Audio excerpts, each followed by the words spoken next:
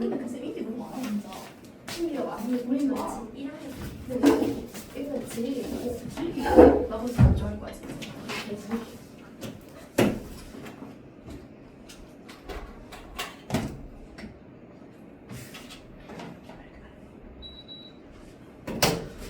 자, 다음 사동 봅시다. 사동. 사동까지 하면은 이제 끝이거든요. 그래서 문법은 이제 끝나고요.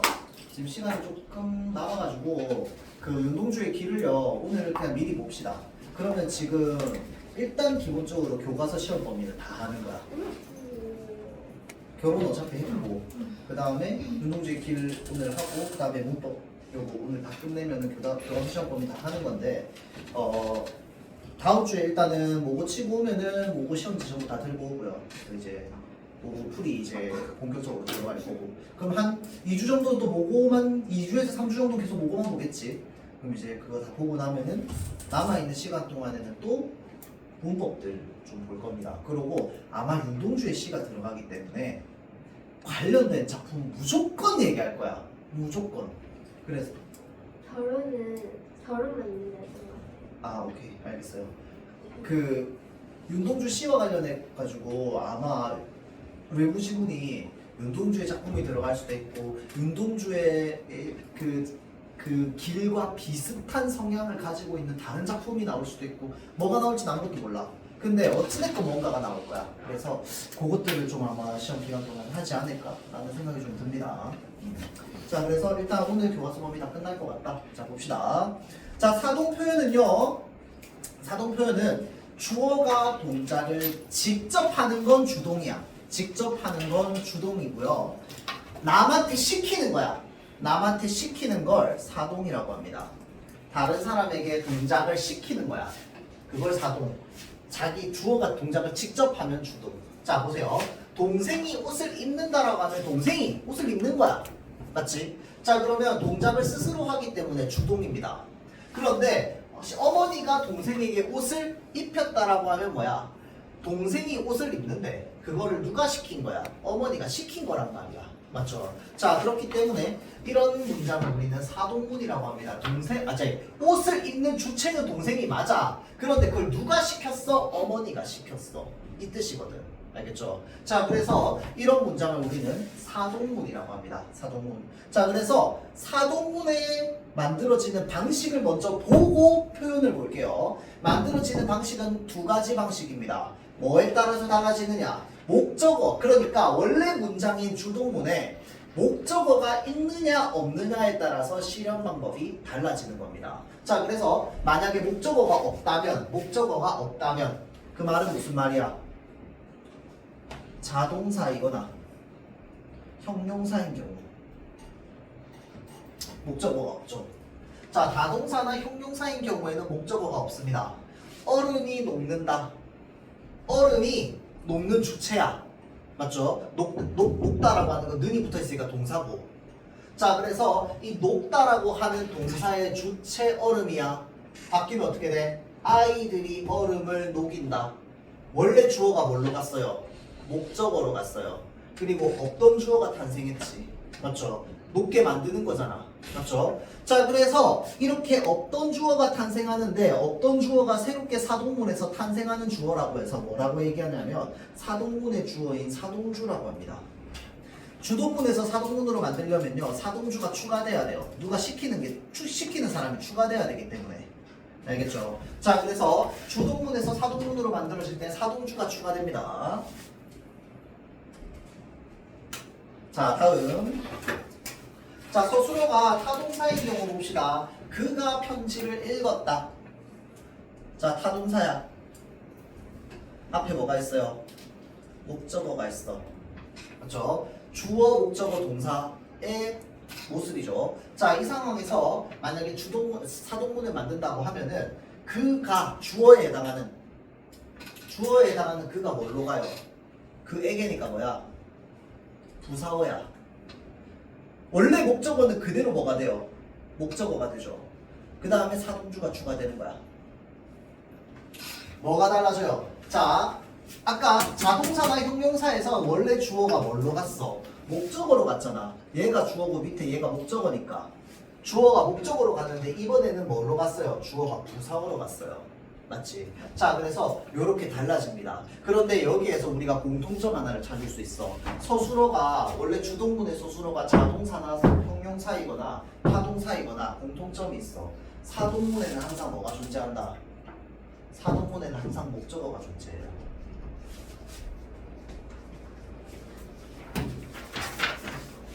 자, 사동문에는 항상 목적어가 존재합니다. 여러분들 알겠죠? 사동문에는 항상 목적어가 존재해요. 내가 이 얘기 왜 하는데 피동문에는 목적어가 없을 때도 있어.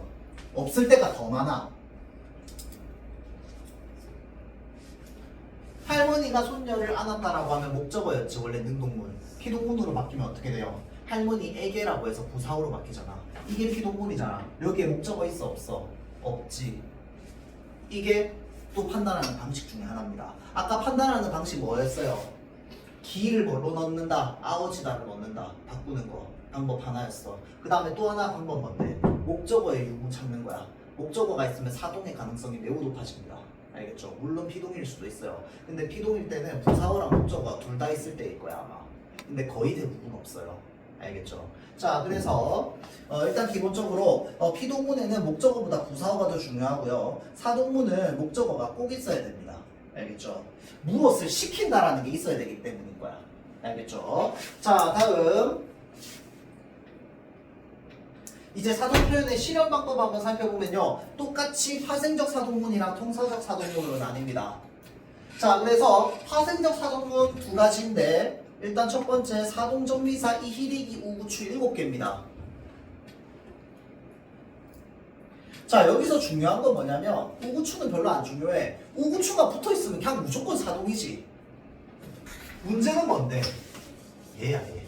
이희리기. 얘가요 피동이랑 똑같잖아.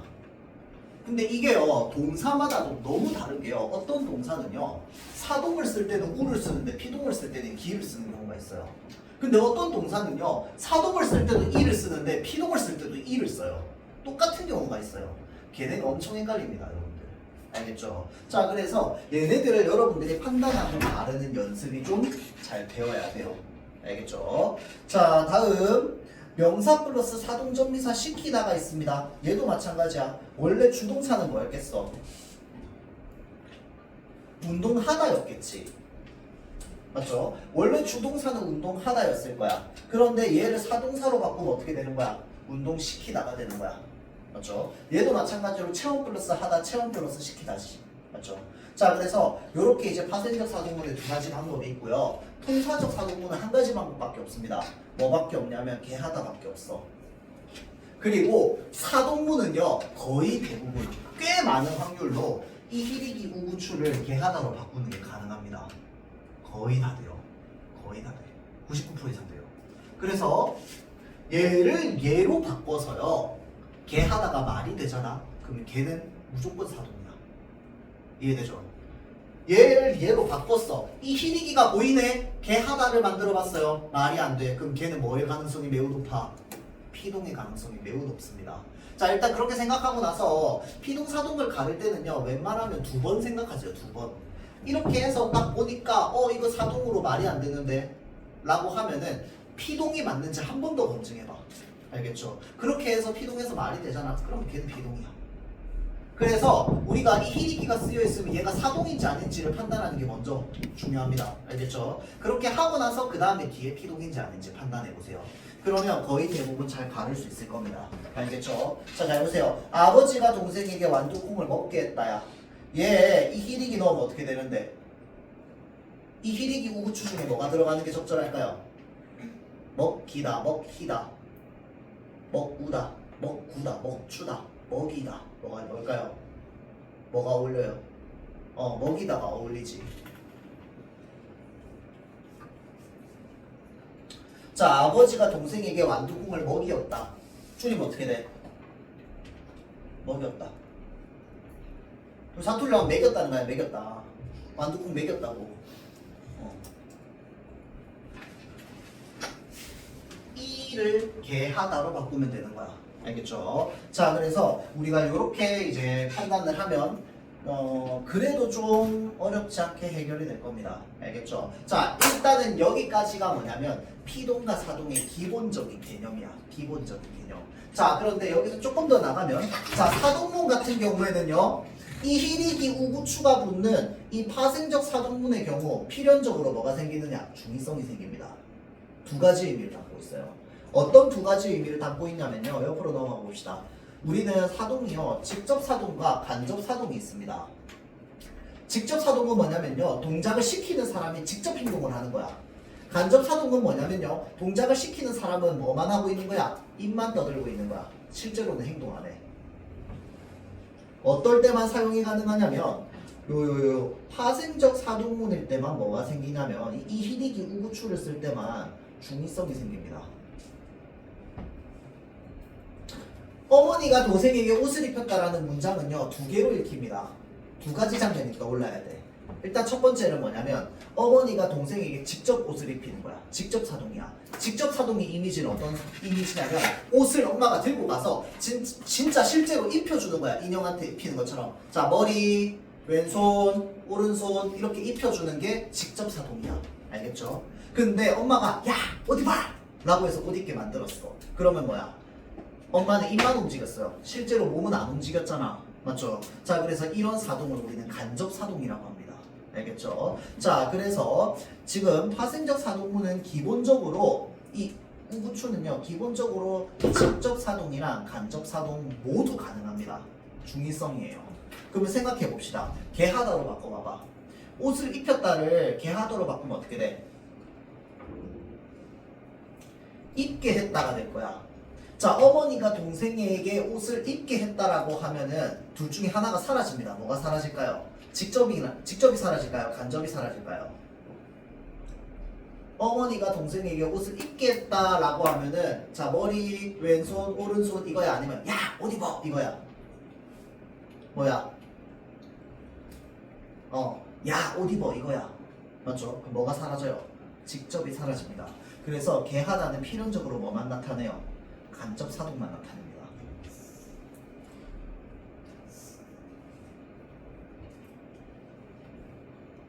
알겠죠? 자, 그래서 이 희리기 우구추는 직접 간접 다 나타내고요. 얘는 간접만 나타냅니다. 직접은 사라져요. 그렇죠? 그러면 직접만 나타내고 싶은데 그건 없어요? 네, 없어요. 그거는요. 일단 이 희리기 우구추 쓰고 나서 문장의 앞 문장이나 뒷 문장의 의미상 맥락으로 만들어야 돼. 알겠죠? 직접 사동만 나타내고 싶으면 그렇게 합니다. 자, 그래서 그게 이제 사동문의 차이고, 자, 그 다음에 사동문은요, 이중사동이라는 건 잘 없어. 이중사동을 잘 쓰진 않습니다. 이중피동은 엄청 많이 쓰는데 대신에 잘못된 사동 표현이 있어요. 이걸 뭐라고 하냐면 우리가 불필요한 사동 표현이라고 합니다.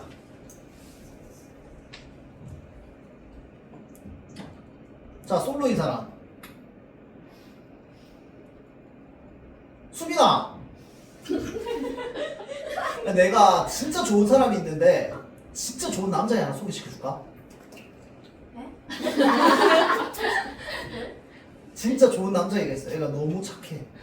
너무 다정해. 소개시켜줄까? 아니야? 소개받고 싶은 사람? 저요. 오케이, 소개시켜줄까요? 네. 근데 소개시켜줄까? 네 라고 하면 소개를 받을 수 있어요? 없어요? 없습니다. 그럼 영원히 솔로야. 소개를 우리 두 사람밖에 없는데 내가 이 사람한테 시키는 게 맞아요. 소개를 해줘야지. 이해돼요? 소개시켜줄까라고 해서 응이라고 하면 영원히 소개받지 못합니다. 알겠죠? 그래서 친구들이 여러분한테 소개 안 시켜주는 거야. 소개를 안 해주는 거예요. 소개시켜주다라는 건 기본적으로 사람이 몇 명이 있어야 돼? 3명이 있어야 돼요. 시켜주는 건 남한테 시키는 거 아니야. 이해돼요? 그러면 우리 두 사람이 있는데 소개시켜준다가 아니라 어떻게 해야 돼? 소개해준다라고 얘기하는 거야. 알겠죠? 그래서 내가 소개를 시켜줄 수가 없어요. 소개를 해줄 수가 없어요. 알겠죠? 기억하세요. 이거 불필요한 사동 표현입니다. 그래서 우리가 보통 평소에 많이 쓰는 불필요한 사동 표현 뭐가 있냐면요. 소개시키다가 있고요. 다음 두 번째, 금지시키다. 이것도 그냥 금지하다야. 대부분. 알겠죠? 자, 그래서 뭔가를 시키려면 내가 지금 상대 그러니까 서로 대화하고 있는데 시키다라는 표현을 쓰려면 우리 두 사람 말고 딴 사람이 한 명 더 있어야 돼. 그래야 시키는 게 가능하지. 맞죠? 자, 그래서 근데 그런 경우는 거의 없기 때문에 대체로 불필요한 사동 표현입니다. 알겠죠? 자, 그래서 소개하다, 금지하다가 돼야 돼. 근데 그건 어떻게 하면 되냐면 시키다를 하다로 바꿨는데 뜻이 똑같아. 그럼 쓰면 안 되는 거야. 불필요한 사동 표현인 거야. 알겠죠? 의미적으로 틀렸어요. 자, 그래서 사동문은 그렇게 좀 가능하고요. 그 다음에 요런 게 있습니다. 사동전미사가 붙어서 그냥 하나의 동사가 돼버린 애들이 있어요. 자, 적어줍시다. 애초에 만들어질 때는 분명히 사동전미사가 붙은 게 맞아. 근데 나중에는 그게 그냥 하나의 동사가 돼서 또 다른 의미를 가지게 되는 경우가 있습니다. 예를 들어서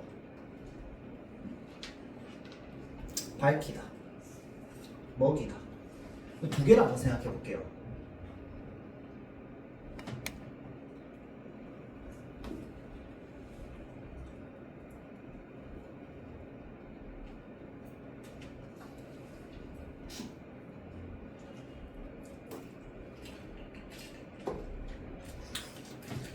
사건의 전말이 밝혀졌다.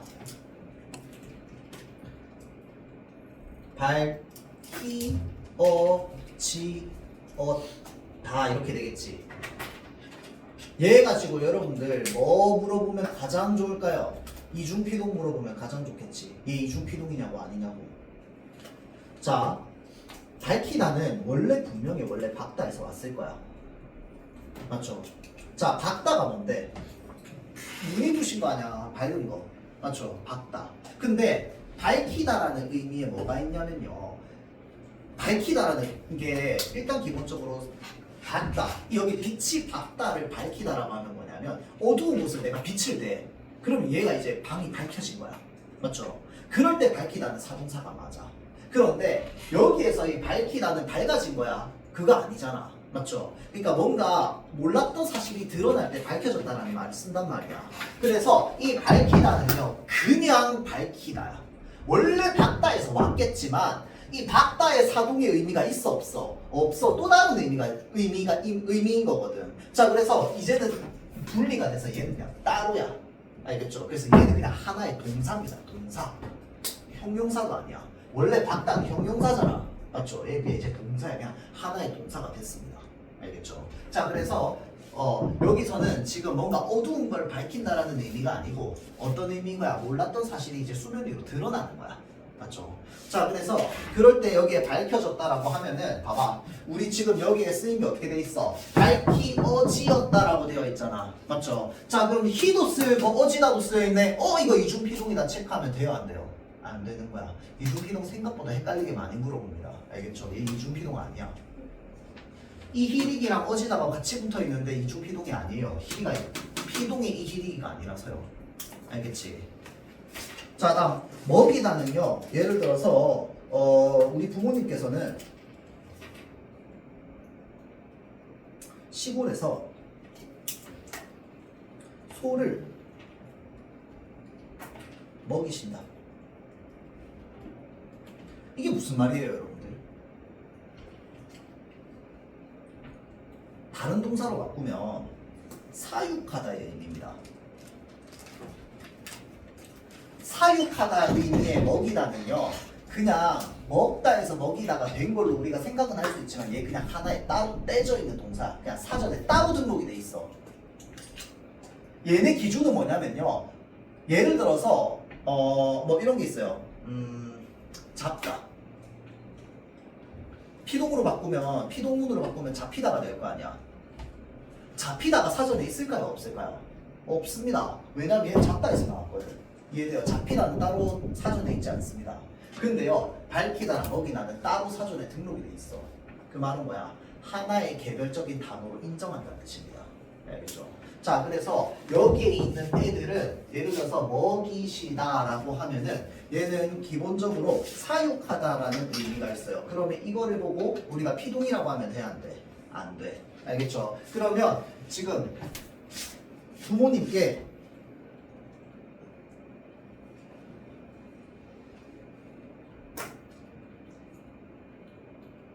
먹여지는 소들 이러면 이걸 보고 우리가 이중피동이라고 하면 돼요? 안 돼요? 안 돼. 먹이다 해서 그냥 어지다가 붙은 거야. 그냥 일반적인 피동입니다. 알겠죠? 왜냐면 먹이다에다가 어지다를 붙이면 먹여지는이 되는 거 아니야. 맞죠? 자, 그러면 이 소가 스테이크로 구워져서 부모님이 먹고 있어. 그러면 먹여지는이 아니라 어떻게 될까요? 먹히는이 됩니다. 맞죠? 부모님에게 먹히는 소들 하면 어머니가 지금 스테이크를 굽고 있는 거야. 알겠죠? 자, 그래서 요 의미를 여러분들 잘 생각해야 돼요. 이거 그냥 오늘 한 번 보면 이해되는 것 같은데 다음날 바로 헷갈릴 거야. 알겠지? 피동사동은 그냥 하룻밤 잘 때마다 헷갈려요. 그래서 계속 좀 꾸준하게 보기를 바랍니다. 알겠죠? 자, 그 다음에 피동 표현 중에서 또 유의해야 되는 거 이중피동인데요. 여러분들 이거 이중피동 하나만 더 얘기하자면 이런 거 있죠. 그림을 그리다. 얘 어간 어디까지야? 리까지야. 그럼 이 리를 보고 이 히리기 중에 하나라고 하면 돼? 안 돼? 안 돼. 그래서 왜 우리가 이중피동 문제를 하도 많이 풀다 보면 이 히리기에다가 아우지다가 붙어있는 형태를 되게 많이 보다 보니까 그림이 그려졌다라고 하면 리랑 어지다 합쳐져 있네. 이중피동. 이렇게 그냥 기계적으로 생각하게 되는 경우가 있거든요. 항상 그렇기 때문에 얘는요. 뭐부터 생각한다? 능동문의 최초의 기본형부터 생각합니다. 알겠죠? 그래야지 그리다라는 게 떠오르고요. 그리다에서 뭘 갈라? 어간이랑 어미 갈라. 그래서 어간 떼놓고 보는 거야. 그 리까지가 그대로 들어가 있잖아. 맞죠? 그럼 요거는 어지다가 붙어 있는 거니까 이중피동이 아니야. 아니야. 그러니까 피동 한 번만 쓰인 거야. 이거를 여러분들이 반복적으로 좀 잘 할 수 있어야 돼요. 알겠죠? 자, 그 다음에 또 하나.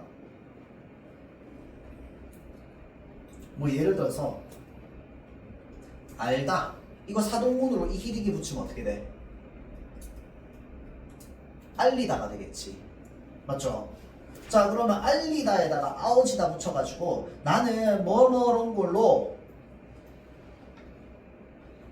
알려진 사람이야. 알려진 쓸 수 있어 없어? 알려지는요.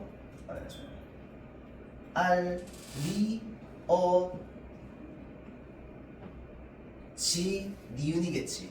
맞죠? 니은은 관형사용어이고요. 그 다음에 알다의 알 어간이고 원래 어근이었고요. 그 다음에 리 있고요. 어지가 있어요. 리랑 어지 다 있는데 이거 이중피동이 아니야. 아니야. 여기 있는 리는 뭔데? 사동이야. 그럼 사동이랑 피동 같이 쓰는 게 가능해요? 가능합니다. 자, 그래서 알리어진이라고 하면 리는요 사동전미사고요. 어지다는 뭔데? 통사적 피동문입니다. 사동이랑 피동이 같이 쓰이는 거 가능해요. 알겠죠? 자, 다음 사동전미사.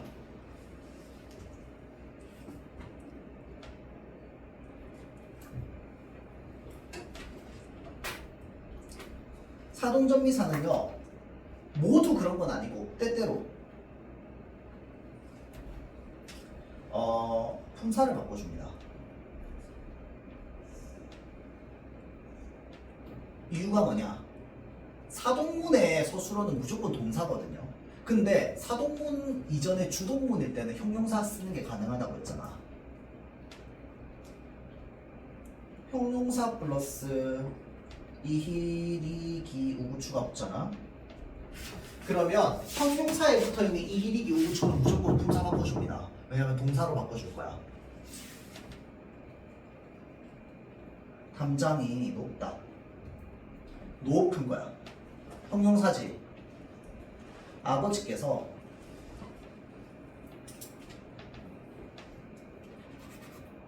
담장을 높이셨다. 라고 하면 높이시었다. 어디 가냐? 높다를 높이다로 바꿨잖아. 맞죠? 자, 그러면 지금 이가 붙었는데 높이시는 건 아버지가 높이시는 거기 때문에 동작의 주체가 된다고. 맞죠? 자, 그래서 지금 형용사를 사동문으로 바꾸게 되면요 동사가 됩니다. 사동사야. 이거 형용사 아니고. 알겠죠? 자, 그 다음에 피동문은요 원래 능동문이 형용사가 피동문의 동사가 될 수 있다고 했어? 없다고 했어? 없다고 했어요. 그래서 서술어가 형용사잖아. 근데 이히리기가 붙어 있어. 무조건 뭔데? 사동입니다. 피동문에서는 형용사가 피동이 될 수 없기 때문에 타동사만 피동문의 능구문이 될 수 있기 때문에 서술어가 형용사였어. 원래 기본형을 찾아보면 최초의 기본형을 찾아보면 형용사였어. 근데 거기에 이히리기가 붙어 있어. 무조건 사동입니다. 알겠죠? 왜냐면 피동이 될 수 없기 때문에. 그렇게 생각하면 됩니다. 근데 자 여기에서 하나만 더 합시다. 복습 안 하면 헷갈릴 거야 나중에. 음악 소리가 작아지다라고 해서 아워지다 붙어있어 안 붙어있어? 지금 겉으로 볼 때 아워지다 붙어있지. 근데 생각해봐. 기본형 작다야. 작다 품사 뭐예요? 형용사야. 형용사에 아워지다 붙어있는데 피동이 아니야. 피동이 아니야. 자, 피동 아닙니다. 형용사에 아워지다가 붙는 게 가능한데요. 형용사에 아워지다가 붙어있으면 피동이 아니고요. 상태의 변화만 나타냅니다. 피동의 의미 1도 없습니다. 알겠죠? 전혀 없어요. 피동의 의미는 전혀 없고요. 상태의 변화만 나타내는 겁니다. 알겠죠? 자, 여기까지. 웬만하면 나올 수 있을 만한 유형들은 다 이야기를 했던 것 같아요. 근데 이제 실제로 문제로 만나보면은 선뜻 안 떠오를 수도 있습니다. 자, 그래서 오늘까지 하면 지금 뭐 다 끝났는데 지금 인간들 보니까 지금 둘 나중에 늦게 오는 둘도 이제 의문 나눠준 거 다 안 풀었지? 안 풀었을 거고. 풀었어요? 그러니까 그거 다 안 푼 거잖아요. 물어보면 다 풀었냐고 물어보는데 이것만 했다. 어디까지 했다? 그거 안 했다는 거잖아요. 알겠죠? 그 좀 의문 그 나눠준 거 합시다. 알겠지? 왜냐면 오늘 뭐 나눠줄 거냐면 문법 요소 나눠줄 거야. 우리 지금 본격적으로 시험 대비 들어간 건 아니지만 이거 말고도요. 지금 문법은요. 나눠줄 수 있을 만한 문제가 아직 산더미처럼 쌓여있어. 알겠죠? 그래서 문법은 문제 좀 그러니까 개념을 많이 쌓았다는 전제하에 개념을 그래도 내가 공부를 좀 복습을 좀 했고 좀 쌓았다는 전제하에는 진짜 문제를 많이 푸는 게 경험치를 쌓는 데 도움이 많이 되기 때문에 예전에 중간고사 하면서는 쌤이 막 중간중간에 외부 지문이나 이런 거 문제 내주면서도 이제 이런 지문들은 뭐 안 풀어도 된다 또는 이제 필요한 사람만 풀어라 라는 얘기를 많이 했는데 문법은요 나눠주면 나눠주는 대로 다 푸세요. 알겠지? 도움 안 되는 거 없어 문법. 알겠죠? 그래서 좀 할 수 있길 바랍니다. 좀 나눠줄게요. 이거 근데 여러분들 나눠주는 게 문장 파트라서요. 뭐도 물어보냐면 문장 성분이랑 이어진 문장 아는 문장도 물어보거든요. 근데 걔네는 빼고 푸세요. 알겠지? 문법 요소만 일단 풀어. 근데 그걸 다 풀잖아? 푼 사람이 없겠지만 자 만약에 다 풀잖아? 그러면 앞에 문장 성분 물어보는 거랑 아는 문장 이어진 문장 물어보는 것도 여러분들 풀어보세요. 알겠지? 왜냐면 어차피 문법 뭐 시험 보면 안 들어가는 것도 나올 텐데 맞죠? 2학기 때도 나올 텐데 알겠죠? 풀어보기 바랍니다. 자 뒤로 넘길게요.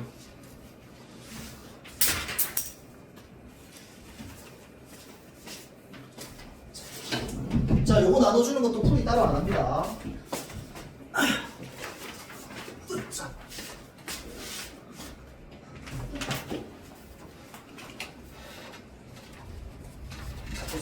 자꾸 쌓여. 자, 그 다음에 우리 지금 수업 시간에 할 거. 지금 작수가 없는 관계로 작수 안 하고 그냥 이걸로 볼게요. 여기 설명 더 자세히 적혀있으니까. 하나, 둘, 셋, 넘기고, 하나, 둘, 넘기고요. 뒤로 넘기고.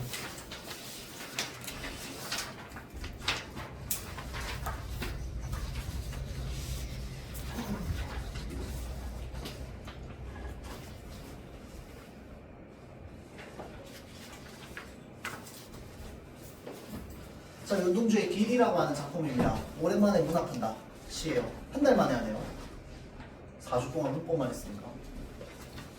4주가 벌써 지나갔네. 시간 빠르죠. 놀면 시간이 빠르지. 이 시간 왜 빨리 간지 알아요? 숙제를 안 했어. 그냥 한 말이야. 자, 봐봐. 시는요, 기본적으로 화자가 있어. 화자가 무엇에 대해서 생각해? 대상에 대해서 생각해. 근데 혹시 화자가 둘로 나뉘면요? 난데 나가 두 명으로 나뉘었어. 난데 내가 두 명으로 나뉘었다고.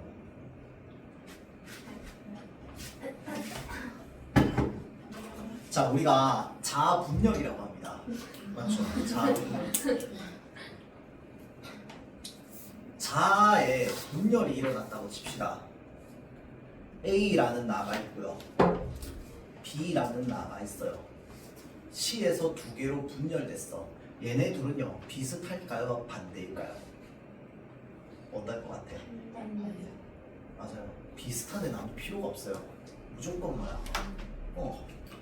반대여야 돼요. 알겠죠? 이거는요, 윤동주의 시에서뿐만 아니에요. 종종 나옵니다. 종종 나오고 작년 수능 특강에 수록되어 있던 작품 중에서도 이 자아가 둘로 나뉘어서 표현되는 어떤 작품도 있었어요. 그러면 기본적으로 봐봐. 우리가 현실이 있고 이상이 있다고 합시다. 자, 자아가 둘로 분열되면 대체로 반대의 경우를 가지고 있는 경우가 많다고 했습니다. 알겠죠? 이거는 일반적인 거야. 알겠죠? 이건 일반적인 거. 이거 이제 여러분들 모의고사 같은 거 볼 때 이렇게 생각하면 돼. 알겠죠? 자, 이거를 가지고 어디로 가져올 거냐면 윤동주라고 하는 시인의 시 세계로 들어올 겁니다. 알겠죠? 이게 윤동주 시 안에서 자아가 분열되면요, 현실과 이상으로 나뉘는 경우가 많습니다. 자, 생각해 보세요. 현실이 좋을까요? 이상이 좋을까요? 이상이 좋을 거야. 맞지? 이상은 여러분 다 100점 아니야? 현실이 아니라서 그렇지. 맞잖아. 기본적으로 이상이 더 좋습니다. 이상적인 나가 있고 현실적인 나가 있어요. 누가 더 좋은 모습이야? 이상적인 나가 더 좋은 모습이야. 맞죠? 자, 그러면 생각해봐. 이상적인 나는 나의 지금의 나야? 되고 싶은 나야? 되고 싶은 나야. 긍정적인 시어일까요? 부정적인 시어일까요? 긍정적인 시어야. 이해돼요? 이상은 되고 싶은 나야. 되고 싶은 나가 있고 그 반대의 현실에 나가 있다고 치면 현실에 나는 부정적인 시어가 되는 거야.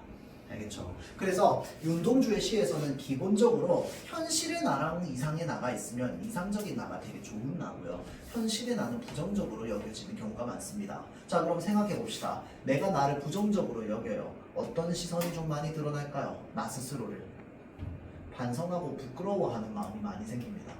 현실의 나는 비루할 테니까 이상적인 나는 굉장히 좋을 텐데.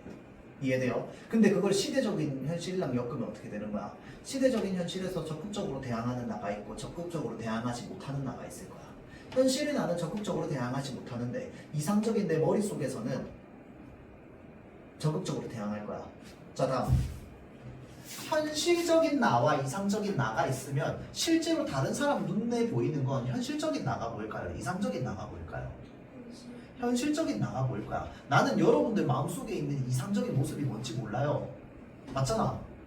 여러분들 마음속에 있는 되고 싶은 나는 내가 몰라. 내 눈에 안 보이니까. 내 눈에 보이는 건 뭐밖에 안 보여요? 현실적인 여러분들의 모습밖에 안 보인다고. 이해되죠? 내가 이 얘기를 왜 하냐면 우리가 이렇게 자아가 분열이 되면 잘 보세요. 현실적 자아라는 말을 쓰고요.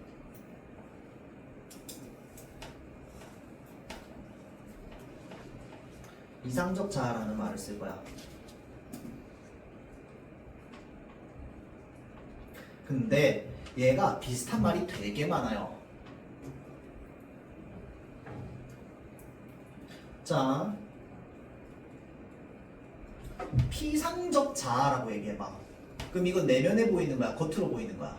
겉으로 보이는 거야. 피상적 할 때 피가 껍데기잖아. 껍데기. 맞죠? 자, 껍데기에 보이는 나야. 현실적인 나죠. 자, 외면적이야. 겉으로 보이는 거지. 외면적 자, 피상적 자, 표상적 자 다 마찬가지입니다. 알겠죠? 이상적 자는 또 다른 말로 뭐라고 얘기하냐면 내면적 자아라고 얘기합니다. 알겠죠? 자, 그래서요, 봐봐. 윤동주의 시에서 현실적 자아는요, 항상 어떤 모습을 보이느냐? 소극적인 모습을 보입니다. 마음에 안 들어요, 일단 기본적으로. 화자의 마음에 안 들어야 돼. 나한테 마음에 드는 자아는 뭔데? 이상적인 자아야. 얘는요, 적극적인 성향을 가지고 있습니다. 이거를 머릿속에 좀 넣어두세요. 왜냐면 이 소극적이랑 적극적은 사실 여기 안 나오거든, 이 작품에. 근데 딴 작품에 나와. 근데 여러분들은 이제 시험에 딴 작품이 좀 나올 수도 있으니까 나왔을 때 이제 이런 것들을 보면서 생각을 한번 해보는 거야. 윤동주의 시에서 이 현실적 자아랑 이상적 자아, 그러니까 현실적 자아랑 내면적 자아의 분열이 정말 많이 나옵니다. 굉장히 많이 나와요. 자아 성찰이 기본적인 이 자신의 어떤 시 세계이기 때문에. 알겠죠? 자, 그래서 요 구조를 좀 머릿속에 넣어두면 좋습니다. 자, 내용 볼게요. 잃어버렸습니다. 뭘 잃어버렸는데? 모르잖아. 맞지? 자, 그래서 상실의 상황을 제시하면서 사람들에게 무엇을 유발하느냐? 시적인 긴장 효과를 유발합니다. 왜? 주의를 집중시키는 거야. 뭘 잃어버렸는지 모르니까 궁금증을 유발하잖아. 맞죠? 자, 그래서 잃어버렸답니다. 무얼? 어디다 잃어버렸는지 몰라서 두 손이 주머니를 더듬여 길에 나아갑니다. 자, 잘 보세요. 잃어버렸다라고 하는 상황을 인지하고 있어. 맞지? 상황의 인지는 나와 있어요. 무엇을 잃어버렸는지를 모른다라고 했으니까 뭘 인지 못하고 있어요? 무엇을 해당하는 게 뭐야? 목적어잖아. 대상이 무엇인지를 인지하지 못하고 있는 상태. 맞죠? 자, 그래서 대상이 무엇인지를 모르는 상태. 잃어버린 대상이. 자, 다음. 두 손이 주머니를 더듬면서 길게 나아갑니다. 화자는 나아가고 있는데 뭘 어디다 잃어버렸는지 몰라서 나아간다라고 이야기를 했으니까 뭐 하기 위해서 나아가는 거야? 찾으려고 나아가는 거야. 잃어버린 게 무엇인지 모르고 어디에서 잃어버렸는지도 모르지만 그걸 찾으러 갈 거라고. 자, 다음 이미지가 제시됩니다. 그림처럼 제시돼요. 돌과 돌과 돌이 끝없이 연달아서 길은 돌담을 끼고 갑니다. 자, 그래서 잘 보세요. 길이 있어요. 중간에 뭐가 있는 거야? 돌담이 이렇게 나 있는 거야. 근데 잘 봐. 길을 끝없이 연달아 있어서 길은 돌담을 끼고 갑니다라는 점에서 생각해 보세요. 길이 뭐 때문에 이렇게 꺾여 있다? 돌담 때문에 꺾여 있는 거야. 맞죠? 그럼 돌담이 아니었으면 뭐야? 계속 앞으로 나아갈 수 있었겠지. 맞죠? 그래서 돌담이라고 하는 건 뭘 말하는 거냐면 화자가 이 길로 갈 수밖에 없게 만드는 상황인 거야. 알겠죠? 그래서 화자를 어느 정도 좀 압박해 놓는 구조인 거야. 그래서 뭐라고 얘기하는 거야? 여기서는 장애물이라고 얘기하는 거야. 이 돌담이.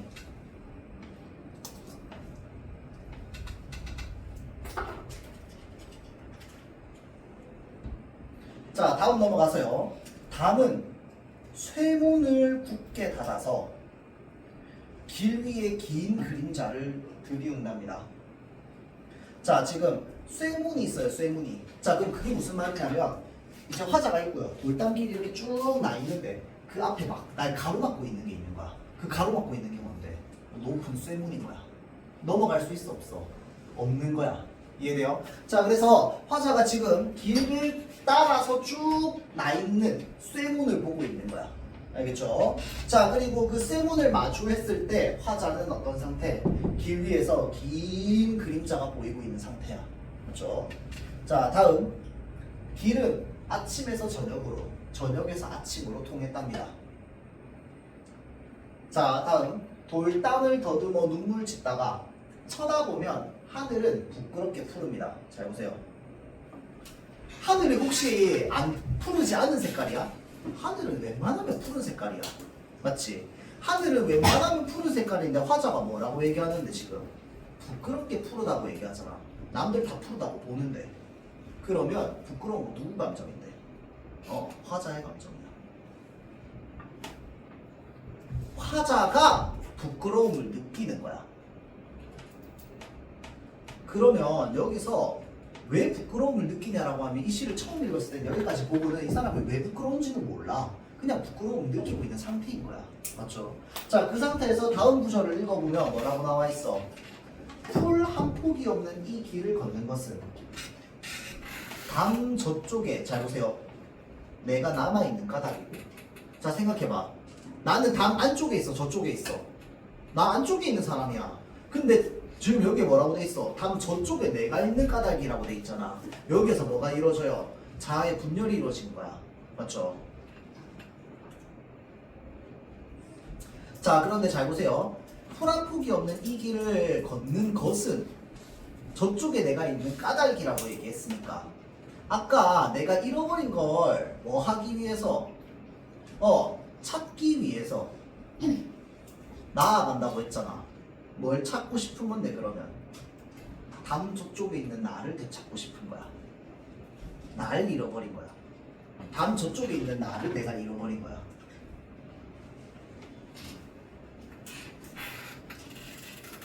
자, 다음 넘어가서요.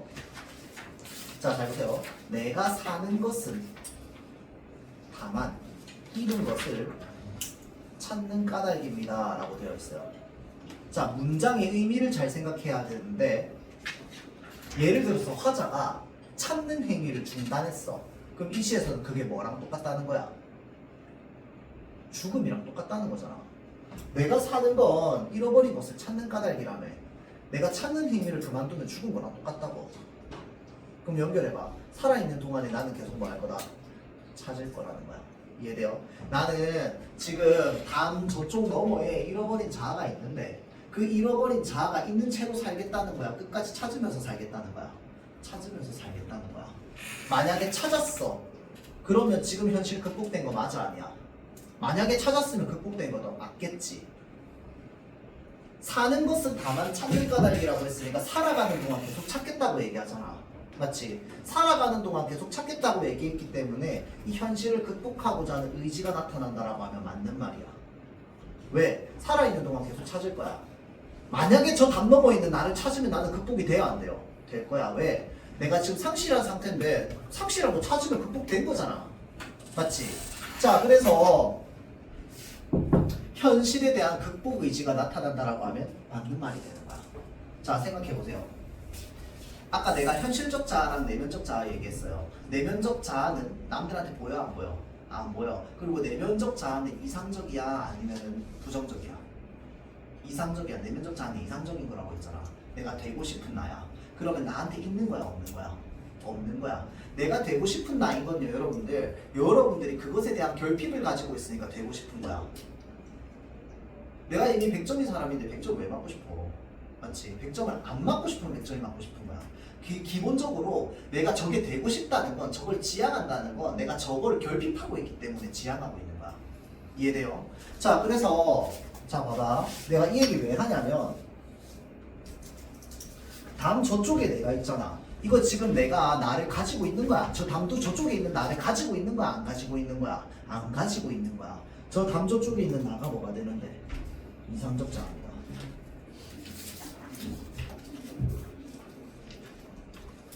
그러면 이상적인 자아를 내가 획득하잖아? 좋아 안 좋아? 엄청 좋겠지. 이해돼요? 그런데 내가 사는 것은 잃어버린 것을 찾는 까닭이라며. 잃어버린 것이 뭔데? 다음 저쪽에 있는 이상적인 나라고. 내가 사실 이 시는요 그래서 찾았는지 안 찾았는지가 안 나와. 내가 앞으로 계속 뭐 할 거라는 거야. 이걸 찾으면서 살아갈 거라는 거잖아.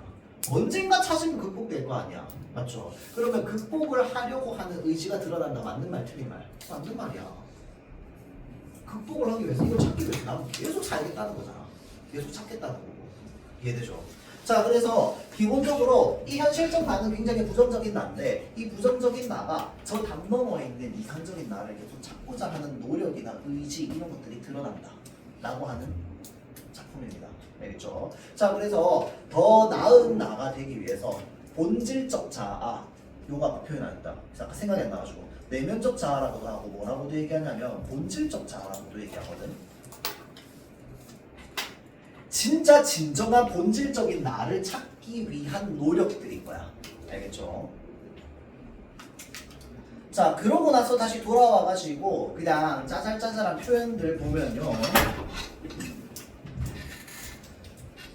자, 그러면 잘 보세요. 길에 나서는 건 이제 뭐야? 자아 탐색이야. 잃어버린 나를 찾는 거거든. 다음 저쪽에 내가 있으니까. 자, 다음 넘어가서요. 자, 봐봐. 돌담이라는 장애물 때문에 참된 자아에 이르지 못하는 거야. 나는 저쪽으로 가고 싶은데 지금 다 막혀 있으니까. 셀문도 마찬가지지만 돌담도 날 막고 있거든. 자, 그래서 그거를 잘 보세요. 억압적 시대 상황이랑 연결한다면 이 돌담은 뭐로도 볼 수 있어? 일제강점기의 현실로도 볼 수 있겠지. 맞죠? 돌담은 일제강점기의 현실로도 볼 수 있을 거야. 또 잘 보세요. 이상과 현실의 경계라고도 볼 수 있을 거야. 저 담 너머에 있는 나는 이상적인 나잖아. 근데 그걸 못 가게 막고 있잖아. 이상과 현실의 경계지. 자, 길 위에 긴 그림자를 들이운다라는 점에서 우울한 분위기를 형성하고요. 길이 아침에서 저녁으로 저녁에서 아침으로 통했다라는 점에서 영속성. 길은 늘 이어진다는 거야. 길은 계속 이어져 있다는 거야.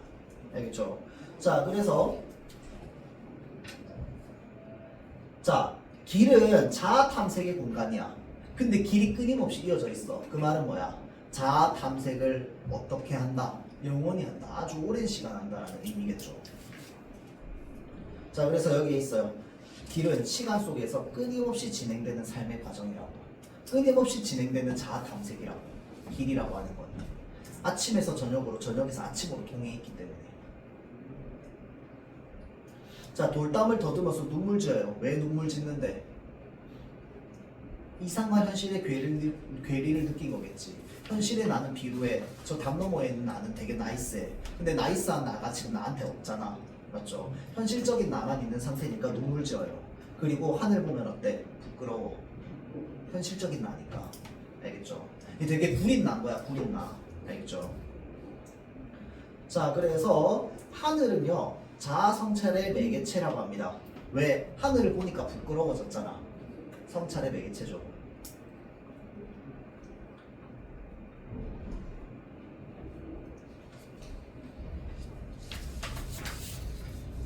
자, 다음 밑으로 내려와서 풀 한 폭이 없는 이 길. 길은 길인데 풀 한 폭이 없어. 이것도 약간 어떤 이미지야? 부정적 공간을 나타내는 표현인 거죠. 그럼 이것도 마찬가지로 뭐랑 연결할 수 있을까? 부정적 시대 상황이랑 연결할 수 있을 거야. 일제강점기의 현실이겠죠. 작품 외부로 보자면. 근데 이렇게 부정적임에도 불구하고 내가 이렇게 걸어가는 거 뭐 때문이라는 거야? 담 저쪽에 내가 남아있다고. 담 저쪽에 내가 남아있다는 게 결국은 뭐 하는 거야? 저 담 저쪽에 남아있는 나를 찾기 위한 까닭이고 이 말이랑 똑같은 말이잖아. 그렇죠? 자, 그래서 그거를 찾기 위해서 이렇게 부정적이고 힘든 현실 속에서도 나는 나아갈 거라고. 그래서 내가 사는 건 다만 이른 곳을 찾는 까닭이다 라고 하면서 사는 동안 나는 뭐 할 거다? 찾으면서 살아갈 거라는 거다.